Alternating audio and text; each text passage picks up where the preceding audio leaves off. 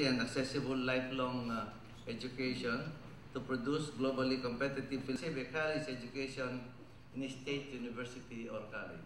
The town scholar, however, must pass the state college.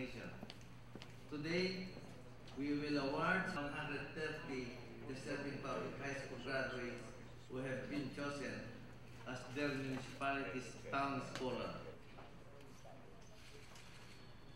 From Region 3, represented by John Nico Giao of Magalang, Pampanga, and Carmela Madi Manabat of General Tino, Nueva Ecija.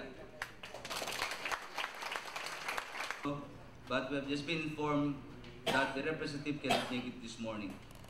For Region 5, represented by Ryan Chavez, Libmanan, Camarines Sur.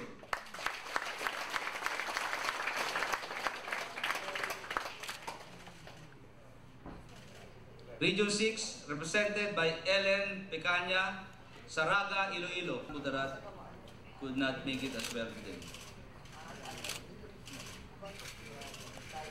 May we request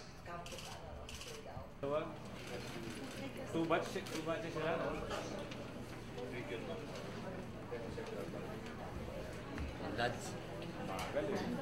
Hindi mo alam para magkasya, hindi magkakasya. Hey.